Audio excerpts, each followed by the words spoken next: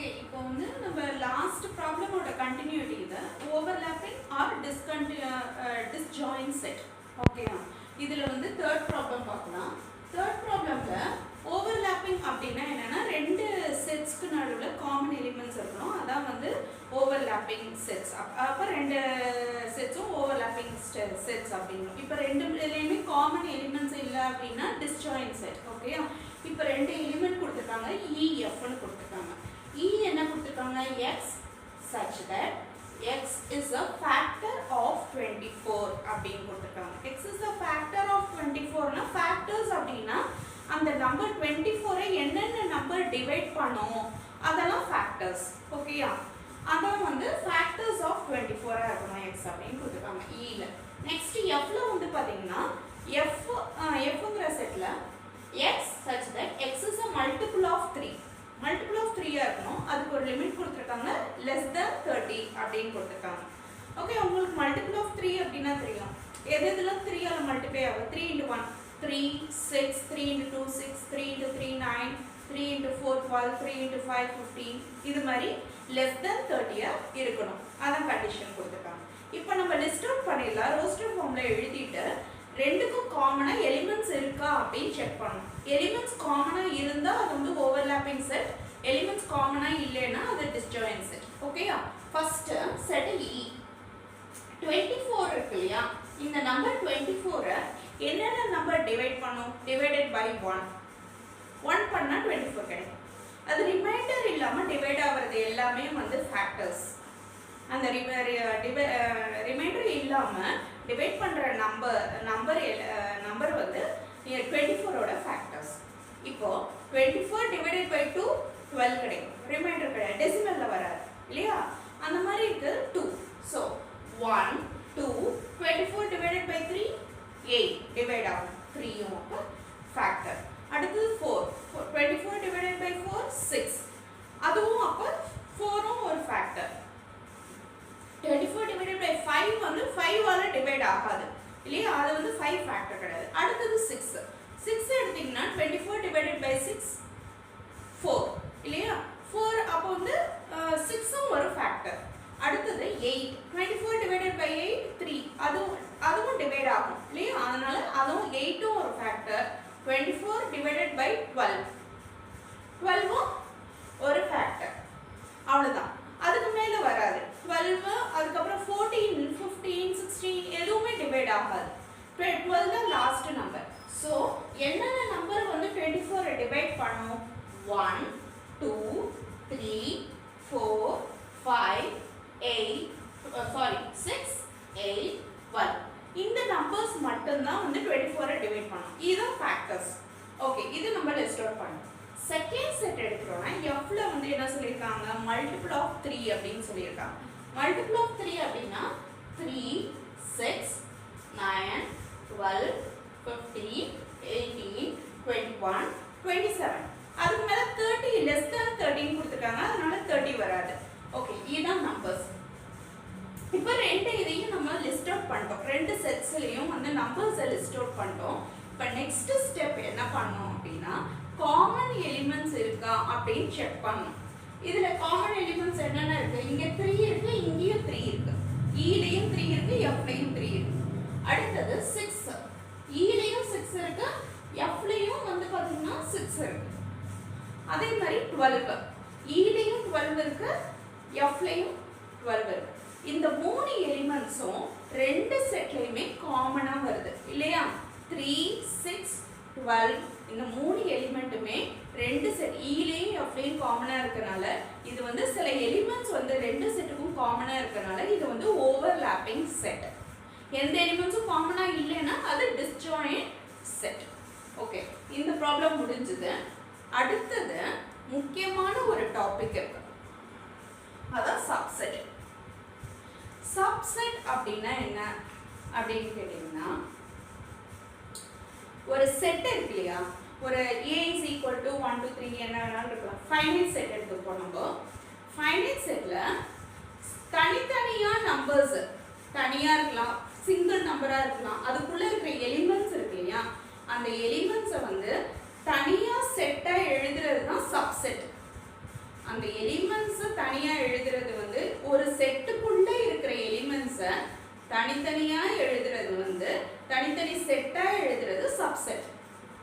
ஓகேயா? அது இந்த சிம்பிள்னால நம்ம ரெப்ரசன்ட் பண்ணுவோம். நீங்க வந்து ப்ராப்ளம்ஸ் போட போட உங்களுக்கு புரியும் சப்செட்னா என்ன அப்படின்ட்டு. ஒரு செட்டுக்குள்ள இருக்கிற எலிமெண்ட்டை தனித்தனியா ஒரு செட்டா எழுதுறது வந்து என்னது? சப்செட். இப்போ இதான் வந்து சிம்பிள், அந்த சப்செட்குள்ள சிம்பிள். ஓகே, நம்ம ஒரு எக்ஸாம்பிள் எடுத்துக்கலாம். 2 செட் எடுத்துப்போம், 3 செட் எடுத்துப்போம் ஆக்சுவலா. A B C இந்த 3 செட் எடுத்துப்போம் இல்லையா? இப்போ A ல என்னென்ன எலிமெண்ட்ஸ் இருக்கு? 1 2 இருக்கு. B ல வந்து 1 2 3 4 இருக்கு இந்த எலிமெண்ட்ஸ். C ல என்ன இருக்கு? 1 2 9 இருக்கு. ஓகேயா? இப்போ இந்த A ல இருக்கிற எலிமெண்ட்ஸ் பாத்தீங்கன்னா 1 and 2 வந்து B ல இருக்கு. 1 2 இங்கேயும் 1 2 இருக்கு. எக்ஸ்ட்ராவா அடிஷனலாவும் நம்பர்ஸ் இல்ல.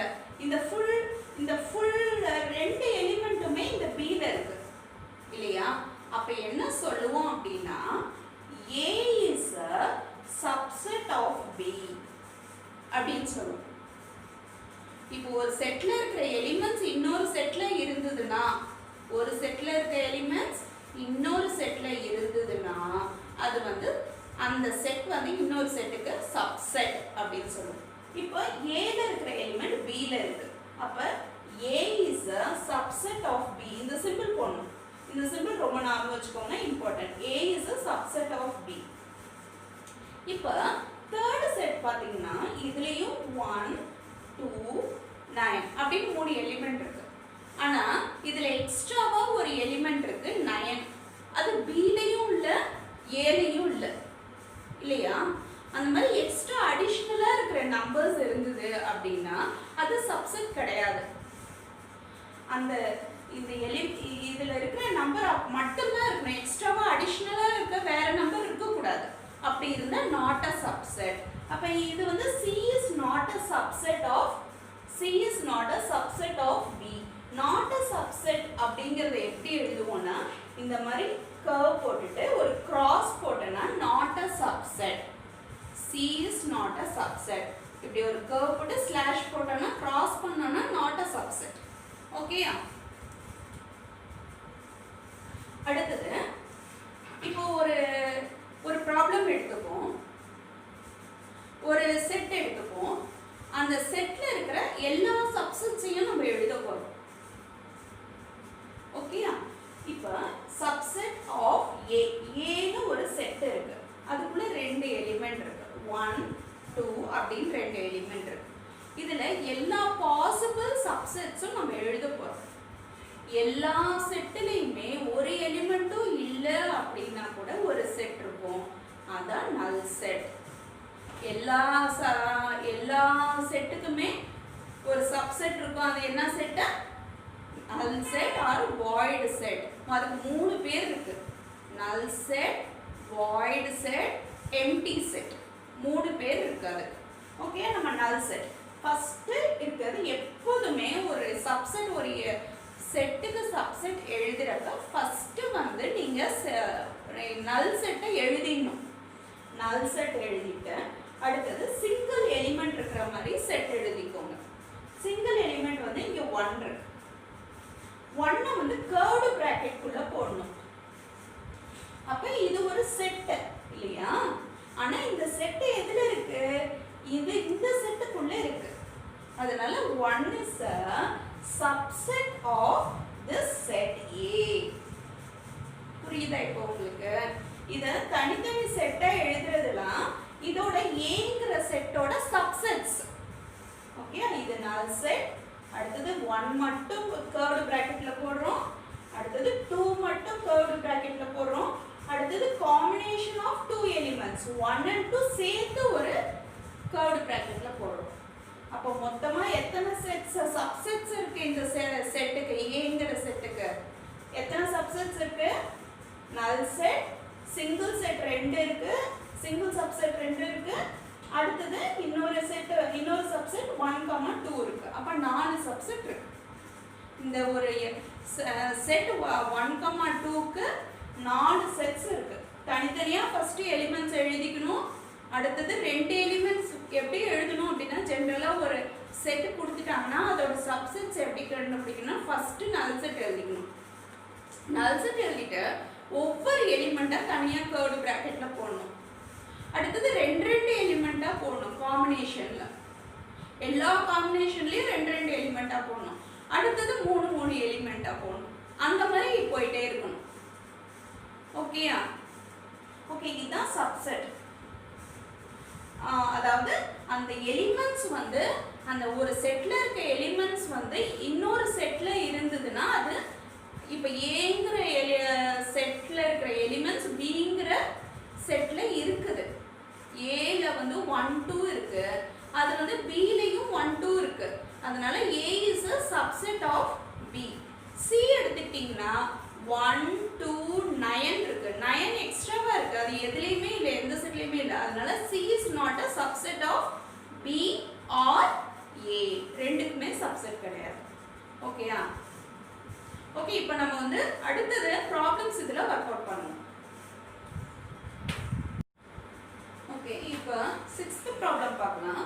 6th ப்ராப்ளம்ல என்ன கொடுத்திருக்காங்க அப்படின்னா if S Sங்கிற ஒரு செட் கொடுத்திருக்காங்க. அதுக்குள்ள என்னென்ன எலிமெண்ட்ஸ் கொடுத்திருக்காங்க? Square, rectangle, circle, rhombus, triangle கொடுத்திருக்காங்க. List the elements of the following subsets. Yes, subsetsனா அதுக்குள்ள இருக்கிற எலிமெண்ட்ஸ் நம்ம தனியா கர்வ்டு பிராக்கெட்ல போட்டோம்னா அது சப்செட்.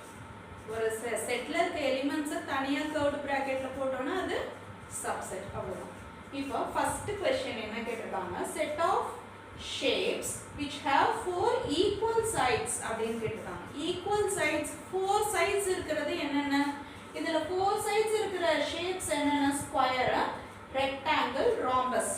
மூணு 4 sides இருக்கிற shapes இல்லையா? ஆனா ஈக்குவல் sides அப்படிங்கறப்ப ஒண்ணே ஒண்ணுதான் வரும். ஸ்கொயருக்கு மட்டும் தான் ஈக்குவல் sides இருக்கும் இல்லையா? அப்ப ஈக்குவல் sides மட்டும் கர்வ்டு பிராக்கெட்ல போடணும். அது மட்டும் ஒரு சப்செட். ஓகேயா? S ஓட சப்செட் வந்து இப்போ இந்த ஆன்சருக்கு ஸ்கொயர். இந்த क्वेश्चनக்கு ஆன்சர் வந்து ஒரு கர்வ்டு பிராக்கெட் குள்ள அந்த எலிமெண்ட்டை எழுதிடணும். ஸ்கொயர் இதான். இது வந்து ஸ்கொயர் அப்படிங்கிறது ஒரு சப்செட். அடுத்தது the set of shapes which have radius.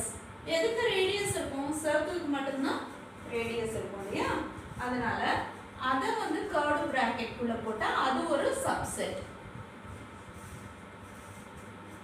Okay, அடுத்தது இங்க பாத்தீங்கன்னா இதுல பாத்தீங்கன்னா the set of shapes in which sum of all interior angle is 180 degree அப்படினு கொடுத்திருக்காங்க. interior angles எதுக்கு 180 டிகிரியா இருக்கும்? இதுல என்னென்ன எலிமெண்ட்ஸ் கொடுத்திருக்காங்க? ஸ்கொயர் கொடுத்திருக்காங்க. ரெக்டாங்கிளுக்கு ஸ்கொயருக்கு என்னது? Interior angle. Sum of interior angles ஒரு கார்னர்ல ஆங்கிள் வந்து 90 டிகிரி. அப்போ 4 கார்னர்ஸ்லயும் 90 டிகிரினா 360 டிகிரி வரும் இன்டீரியர் ஆங்கிள். இதுக்கும் அதே மாதிரி தான் 360 டிகிரி வரும். ஆனா சர்க்கிளுக்கு வந்து அது மாதிரி கிடையாது. ஆங்கிள் வந்து நம்ம 360 தான். சர்க்கிளுக்கும் 360 தான் ஆங்கிள், டோட்டல் ஆங்கிள். ரோம்பஸ்க்கும் 360. ட்ரையாங்கிளுக்கு இன்டீரியர் ஆங்கிள் என்னது? 180. உங்களுக்கு தெரியும், sum of the interior angle of triangle is 180. So இதுக்கு உள்ள ஆன்சர் வந்து ட்ரையாங்கிள் மட்டும்தான். அந்த கர்வ்டு பிராக்கெட்ல எழுதணும், அப்பதான் அது சப்செட் அப்படின்னு சொல்லுவோம். ஓகேயா? இது ஒரு எலிமெண்ட் மட்டும்தான் இருக்கணும் அப்படி கிடையாது, ரெண்டு கூட இருக்கலாம். காமா இப்போ ஈக்குவல் சைட்ஸ் இல்லாம 4 ஈக்குவல் சைட்ஸ் இல்லாம 4 சைட்ஸ் மட்டும் அப்படி क्वेश्चनல கேக்குறாங்கன்னு வெச்சுக்கோங்க. இது மூணு நீங்க எழுதணும். Square, rectangle, rhombus. இது மூணையுமே நீங்க வந்து அந்த கர்வ்டு பிராக்கெட் குள்ள எழுதணும். அதனால கர்வ்டு பிராக்கெட்ல ஒரு எலிமெண்ட் இருக்கலாம், ரெண்டு எலிமெண்ட் இருக்கலாம், இல்ல மூணு எலிமெண்ட் அந்த மாதிரி இருக்கலாம். ஆனா அந்த எலிமெண்ட்ஸ் எல்லாம் Sங்கிற செட்ல இருக்கணும். அதான் வந்து சப்செட். அடுத்தது fourth ப்ராப்ளம் பாத்தீங்கன்னா set of shapes which have 5 sides ன்னு கொடுத்திருக்காங்க. 5 sides இருக்க ஷேப்ஸ் இதுல இருக்கா? லிஸ்ட் அவுட் ஆயிருக்கா பாருங்க. ஸ்கொயருக்கு 5 sides கிடையாது. ரெக்டாங்கிள், சர்க்கிள், ரோம்பஸும் 4 sides தான். Triangle 3 sides.